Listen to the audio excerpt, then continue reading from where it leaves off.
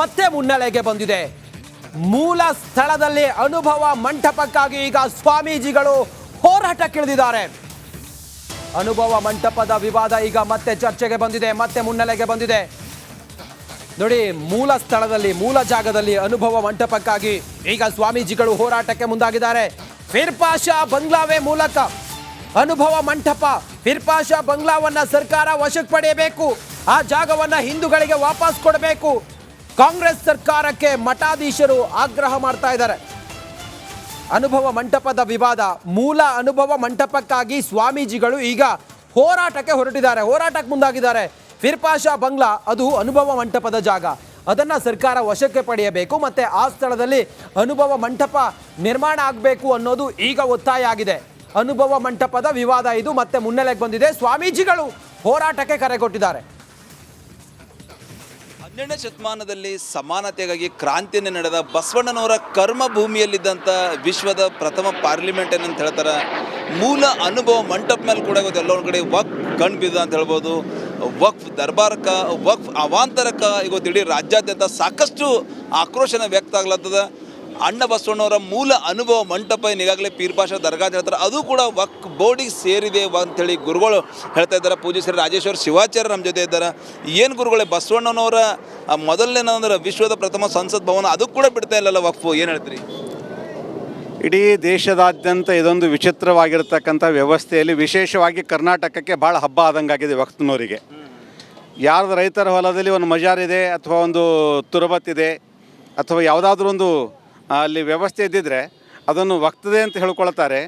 ಆದರೆ 12ನೇ ಶತಮಾನದಲ್ಲಿರ್ತಕ್ಕಂಥ ಬಸವಣ್ಣನವರು, ಅದಕ್ಕಿಂತ ಪೂರ್ವದಲ್ಲಿ ಚಾಳುಕ್ಯರು ನಿರ್ಮಿಸಿರ್ತಕ್ಕಂಥ 9ನೇ ಶತಮಾನದಲ್ಲಿ ನಿರ್ಮಾಣಗೊಂಡಂತಹ ಮೂಲ ಅನುಭವ ಮಂಟಪ, ಅದು ಭಂಡಾರಖಾನ ಅಂತ ಇವತ್ತಿಗೂ ಕೂಡ ಅದರ ಹೆಸರಿದೆ. ಅವೆಲ್ಲವೂ ಕೂಡ ಇವತ್ತದು ಕ್ರಮೇಣವಾಗಿ ವಕ್ತ್ನಲ್ಲಿ ಜರುಗತಕ್ಕಂಥದ್ದು ನಿಜವಾಗಲೂ ಕೂಡ ಭಾಳ ಕೆಟ್ಟ ಇದು ವ್ಯವಸ್ಥೆ ಇದು. ಸೊ ಇದು ಸ್ವಾಮೀಜಿಗಳದೊಂದು ಆಕ್ರೋಶದ ನುಡಿ ಅಂತ ಹೇಳ್ಬೋದು. ಇಲ್ಲಿ BJP ಮುಖಂಡರು ಕೂಡ ಇದ್ದಾರೆ. ಸರ್, ಟೋಟಲಿ ಈಗಾಗಲೇ ಅಂದ್ರೆ ಒಂದು ಅನುಭವ ಮಂಟಪದ ಮೇಲೆ ಕೂಡ ನಾನು ವಕ್ಫ್ ಕಣ್ಣು ಹಾಕಿದೆ ಸರ್, ಏನು ಹೇಳ್ತೀರಿ ತಾವು? ಯಾವ ರೀತಿ ಒಂದು ಈ ಸರ್ಕಾರಕ್ಕೆ ಒಂದು ಎಚ್ಚರಿಕೆ ಕೊಡ್ತೀರಿ?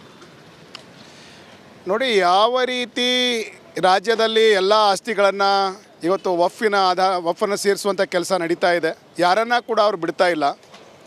ಇವತ್ತು 12ನೇ ಶತಮಾನದಲ್ಲಿ ಅಣ್ಣ ಬಸವಣ್ಣನವರು ಯಾವ ಅನುಭವ ಮಂಟಪ, ದೇಶದ ಪ್ರಧಾನಮಂತ್ರಿಗಳು ಅನೇಕ ಬಾರಿ ಹೇಳಿದ್ದಾರೆ, ದೇಶ ಕಾ ಪಹಲಾ ಪಾರ್ಲಿಮೆಂಟ್ ಅಂತೇಳಿ, ಅದನ್ನು ಕೂಡ ವಕ್ಫ್ ಮಾಡುವಂಥ ಏನು ಕೆಲಸ ಆಗಿದೆ. ಇದು ಅರ್ಥ ಆಗ್ತಾ ಇಲ್ಲ. ಯಾವುದೋ ರೀತಿಯಿಂದ ರಾಜ್ಯದಲ್ಲಿ ಗೊಂದಲ ಸೃಷ್ಟಿಯಾಗುವಂಥ ವಾತಾವರಣ ಸೃಷ್ಟಿ ಆಗ್ತಾ ಇದೆ. ಸೊ ಇದು ಟೋಟಲಿ ಮೂಲ ಅನುಭವ ಮಂಟಪ ಏನಿದೆ 12ನೇ ಶತಮಾನದಲ್ಲಿ ಕ್ರಾಂತಿಯನ್ನು ನಡೆದಂಥ ಅಣ್ಣ ಬಸವಣ್ಣನ ಕರ್ಮಭೂಮಿಯಲ್ಲಿ ಅದ್ರ ಮೇಲೆ ಕೂಡ ವಕ್ಫ್ ಬೋರ್ಡ್ ಕಣ್ಣು ಬಿದ್ದಿದೆ. ಅದು ತಕ್ಷಣವೇ ರಾಜ್ಯದ ಮುಖ್ಯಮಂತ್ರಿಗೆ ಸ್ವಲ್ಪ ಆದರೂ ಬಸವ ಭಕ್ತರ ಬಗ್ಗೆ, ಟೋಟಲಿ ಬಸವಣ್ಣರ ಬಗ್ಗೆ ಕಾಳಜಿ ಇದ್ರೆ ತಕ್ಷಣವೇ ರಿಮೂವ್ ಮಾಡಬೇಕು, ಇಲ್ಲಾಂದ್ರೆ ಬಸವ ಭಕ್ತರು ಏನದಂದ್ರೆ ರೊಚ್ಚಿಗಳಂತ ಪ್ರಸಂಗ ನಿರ್ಮಾಣ ಆಗ್ತದೆ ಅಂತೇಳಿ ಸ್ವಾಮೀಜಿಗಳು ಎಚ್ಚರಿಕೆ ಕೊಡ್ತಾ ಇದ್ದಾರೆ ಅಂತ ಹೇಳ್ಬೋದು. ಕ್ಯಾಮ್ರಾ ಪರ್ಸನ್ ಭರತ್ ಜೊತೆ ನಾನು ಮಲ್ಲಿಕಾರ್ಜುನ ಮರ್ಕಲರಿ. ವಿರಾಮದ ಬಳಿಕ ಮತ್ತೆ ಸ್ವಾಗತ. ಉತ್ತರ ಪ್ರದೇಶದ ಸಂಭಾಲ್ನಲ್ಲಿ ಮಸೀದಿಯ ಸರ್ವೆ ವೇಳೆ ಗಲಾಟೆ ಆಗಿತ್ತು. ಪೊಲೀಸರ ಮೇಲೆ ಕಿಡಿಗೇಡಿಗಳು ಕಲ್ಲು ತೂರಾಟವನ್ನು ಮಾಡಿದ್ರು. ಈಗ ರಾಜ್ಯದ ಕೋಮು ಸೂಕ್ಷ್ಮ ಪ್ರದೇಶ ಕರಾವಳಿಯಲ್ಲಿ ಇಂಥದ್ದೇ ಕೂಗು ಕೇಳಿ ಬಂದಿದೆ. ಈ ಕುರಿತಾಗಿ ಒಂದು ಸಂಕ್ಷಿಪ್ತ ವರದಿ ಇದೆ, ನೋಡೋಣ ಬನ್ನಿ.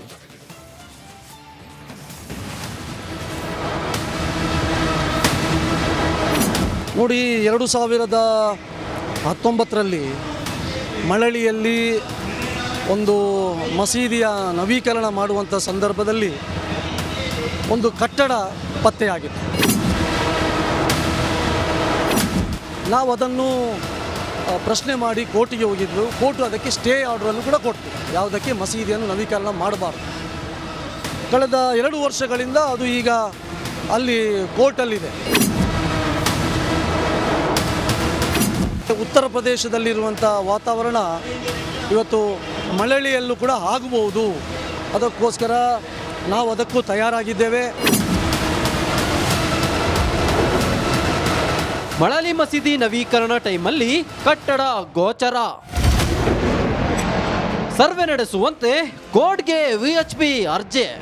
ಬೃಹತ್ತಾದಂಥ ಒಂದು ದೊಡ್ಡ ಪ್ರತಿಭಟನೆ ಮುಂದಿನ ವಾರ ಇಡೀ ಕರ್ನಾಟಕದಲ್ಲಿ ಆಗಲಿಕ್ಕಿದೆ. ಉತ್ತರ ಪ್ರದೇಶದ ಸಾಂಬಲ್ ನಗರದಲ್ಲಿ ಮಸೀದಿ ಸರ್ವೆ ವೇಳೆ ಹಿಂಸಾಚಾರ ನಡೆದಿತ್ತು.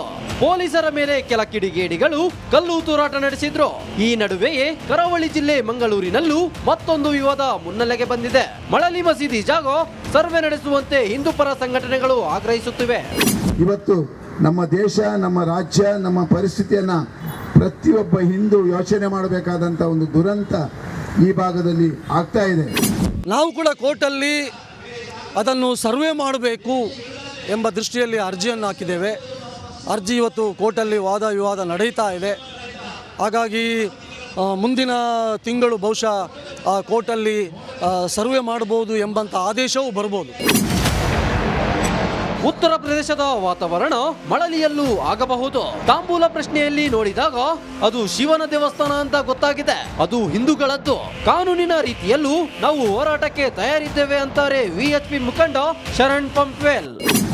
ಅಲ್ಲಿ ನಾವು ತಾಂಬೂಲ ಪ್ರಶ್ನೆಯಲ್ಲಿ ನೋಡಿದಾಗಲೂ ಅದು ಹಿಂದೂ ದೇವಸ್ಥಾನ ಮತ್ತು ಶಿವನ ದೇವಸ್ಥಾನ ಅಂತೇಳಿ ಸ್ಪಷ್ಟವಾಗಿ ಅಲ್ಲಿ ಬಂದಿದೆ. ಹಾಗಾಗಿ ಅದು ಹಿಂದೂಗಳದ್ದು, ಅದು ಹಿಂದೂಗಳಿಗೆ ಬಿಟ್ಟುಕೊಡಬೇಕು. ಅವರು ಸಹಜವಾಗಿ ಅದನ್ನು ಬಿಟ್ಟುಕೊಟ್ರೆ ಒಳ್ಳೆಯದು. ನಾವು ಕಾನೂನಿನ ರೀತಿ ನಾವು ಹೋರಾಟ ಮಾಡಬೇಕಂದ್ರೆ ನಾವು ಕಾನೂನು ರೀತಿಯಲ್ಲಿ ಹೋರಾಟ ಮಾಡಲಿಕ್ಕೆ ತಯಾರಿದ್ದೀವಿ.